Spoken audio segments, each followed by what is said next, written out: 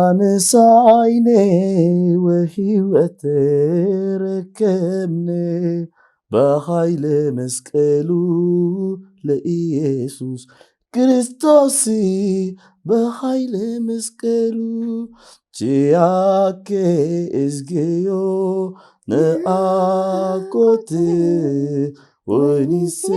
በሃኬ እግዚአብሔር ቺያኬ እዝጌዮ ነአኮት ወኒሴ በሃኬ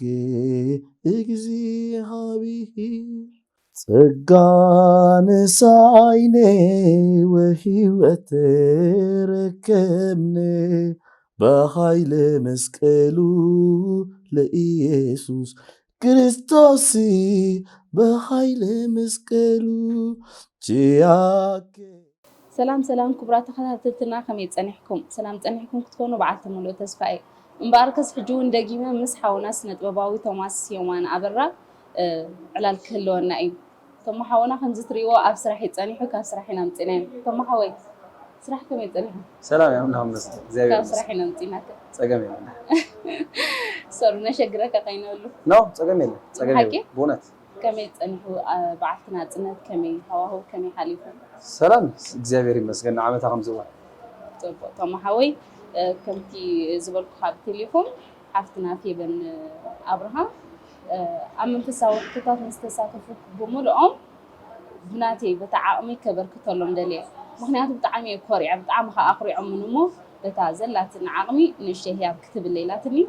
ስለዚ ነቲ ንሳ ዝሃበትኒ ህያዋት ሒዘልካ መፅር ኣለኹ መጀመርያ ቴንኪዩ በልለይ ኣምላኽካ ዘውፀት ይተካል ኦኬ ብሓፍተይ ዘውፀቕ ይተካልኪ እሞና ብሰለስተ ሕቶ ክተት ሌላትን ቅድሚት ህያዋት መሃበይ ኣብቲ ክተይ ከብለካ ረይዲ ዲሃ ጸገም የለ ጽቡቕ መጀመርታ ኣብ ዘለኹሞ ሰላምን ጥዕናን ደቂ ድንግለይ ትብለና ኣላ ኣራይ ንዓኹም ሰላም ጥዕና እሽቶም ሓወይ ቀዳመይቲ ሕቶና ካብ ሃይማኖትን ስነ ጥበብን ኣየናይ ተቐድም ሃይማኖት ኣብ ሃይማኖትካ ከ እንታይ ዓይነት መስዋዕቲ ትገብር እወ እንድሕር ኮይኑ ወይ መስዋዕቲ ገይረ እየ ትብል እንተደኣ ኮንካ ካብቲ ንስኻ ዝገበርካዮ መስዋዕቲ ሓደ ገለበለኒ ትብለካ ኣላ ካብ ሃይማኖቴን ካብ ስነ ጥበብን ሃይማኖት እየ ዝቐድም ከምዚ ኣቐዲምካ ትሪኦ ወይ ከዓኒ ቅድሚት ትሰርዖ ነገር ስለ ዝኾነ ብምርዳእ ይኹን ብዘይምርዳእ ንሰርሖ መስዋዕቲ ይህሉ ኸውን እዚ ንትን ገሌለ ግን ክዝርዝረልኪ ክእልኒ ሕጂ ስለ ዝሓተትክን ጥራይ ደይኮንስ ዋላ ከምዚ መስዋዕቲ ንገብር ኢና ወይ ከምዚ ይግበር ይገለ ክብለኪ ክእልኒ ግን ኦፍ ኮርስ መስዋዕቲ ንኸፍልና ድብል ግምት ኣለና ካልእ ትሕቶና ተማሓወይ ኣብ ስነ ጥበብ ብዙሓት ሰባት ማዕተብ ዘይብሎም ይርኢ እየ ይብለካ እስኻ ከ ማዕተብ ከይገበርካ ሰሪሕካ ትፈልጥ ዶ ሓንቲ ስራሕ ወይ ሓንቲ ፊልም ማዕተብ ኣውፂኻ እንተትወሃብከ ምሰራሕካያ ዶ ከምዚ ኣቐዲመ ዝበልኩኺ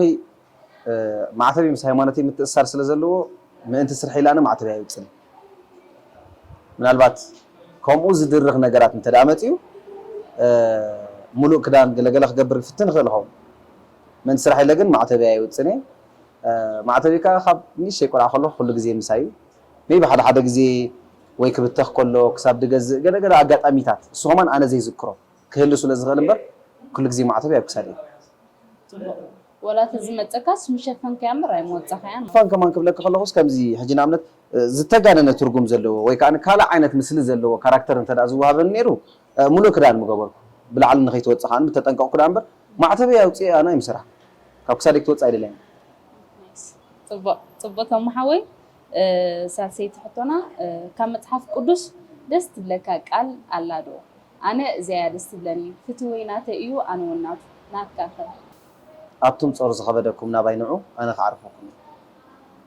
ጽቡቕ ብጣዕሚ ጠቕሲኣ ተማሓወይ እምበኣርከስ ፊ ብሕተት ለይ ድበለትኒ ሕቶታ ዘን ሰለስተ እየን ወዲና ኣለና ማለት እዩ ግን ሓንቲ ናተይ ሕቶ ሓደከ እየ ቀዳማይ መንፈሳዊ ሕቶታት መንፈሳዊ ድራማ ኣሪእኹም ነርኩም ንመጀመርታ ኸሪኻ ሪኢኻ ወላስ ቅድሚ ሕጂ እውን ኣሪኢኻ ትፈልጥ ኢኻ ተማሃወይ ከም መንፈሳዊ ናይ መድረኽ ድራማ ናይ መድረኽ ድራማ ንእሽተይ ቆልዓ ከለኹ ወዲ 13 12 ካብኡ ንታሕቲ ዘሎ ዕድመ ንእሽተይ ከለኹ ኣብ ቤተክርስትያን ፍሉይ መደብ ወይ ዝኾነ ፕሮግራም ገለ ክካየድ ከሎ ኩሉ ግዜ ይዋሳእ ነይረ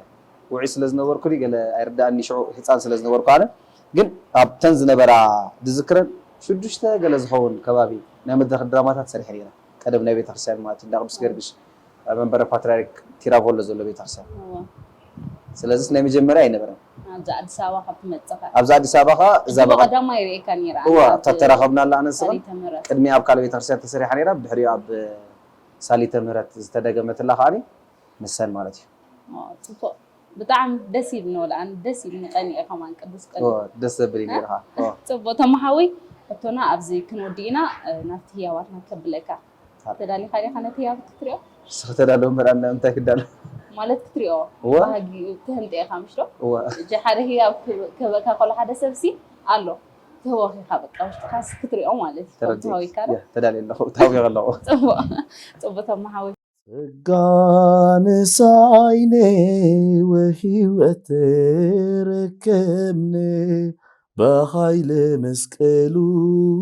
ለኢየሱስ ክርስቶስ በኃይለ መስቀሉ ቺያኬ እዝጌዮ ነአኮት ወኒሴ በሃኬ እግዚአብሔር ቺያኬ እዝጌዮ ነአኮት ወኒሴ በሃኬ እግዚአብሔር ጸጋንሳይኔ ወህይወት ረከብኔ በኃይለ መስቀሉ ለኢየሱስ ክርስቶስ በኃይለ መስቀሉ ቺያኬ ተመሓዊ እምበኣር ህያዋትና በልህልካ ክትሪኦ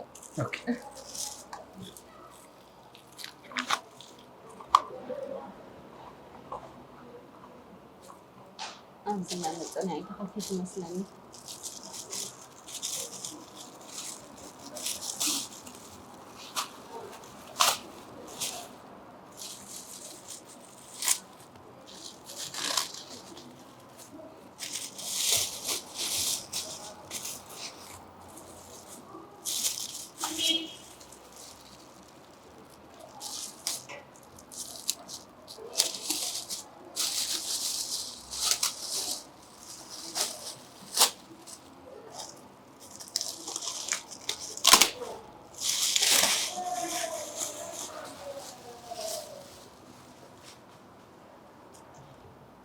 ዋው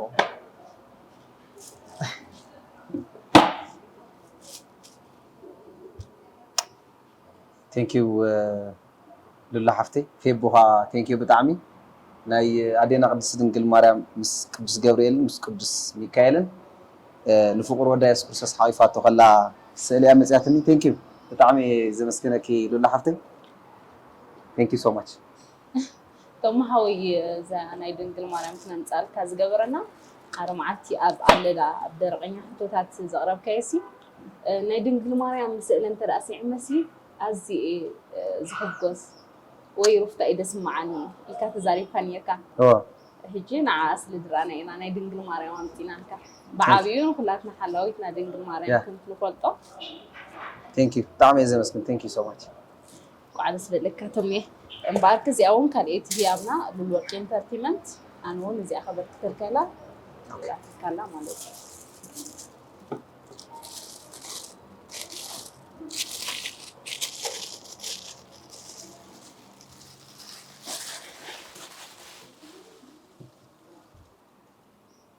ጌርካ ኣለይኻ እሞን ዘለኣለም ከመስግነካ እየ መዝሙር ዳዊት ምዕራፍ 52 ፍቕዲ 9 ቴንኪዩ ሉላ ሓፍተይ ቴንኪዩ ብጣዕሚ እየ ዘመስግነኪ ፀገም የብሉን ተመሓዊ ይግባኣካ እዩ እንቋዕ ጥራሕ ስኻ ደስ በለካ እምበኣር ክስ ክቡራት ተኸታተልትና ተመሓውና እቲ ዝፀናሓና ፃንሒት ኣብዚ ክንዛዝሞ ኢና ምስ ቶማስ ቅድሚ ምዛመይ ግን ክብሎ ዘለዎ ነገራት ወይ ከመሓላልፎ ዝደልዮ ነገራት እንተደኣ ሃልዩ ዕድል ክህቦ እየ ተመሓዊ ሉላ ሓፍተይ መጀመርያ ብሽም ቻነል ኪብል ወርቂ ቴንኪዩ ብጣዕሚ እየ ዘመስግነኪ መፅኣፍ ፌበን ኣብርሃ ከዓኒ ነዚ ኣብ ሓሲብኪ ስለዝለኣኽተለይ ብጣዕሚ እየ ዘመስግነኪ ኣብ ዘለኹሞ ሰላም ንጥዕና ይምለየኩም እምበኣርከስ ክቡራት ተኸታተልትና መደብና ኣብዚ ክንዛዝም ኢና ብኻልእ መደብ ብኻልእ ትሕዝቶ ክሳብ ንምለሰኩም ሰናይ ምክትታል ድሓን ቀኒ Yake izgiyo akote wenise hake igzi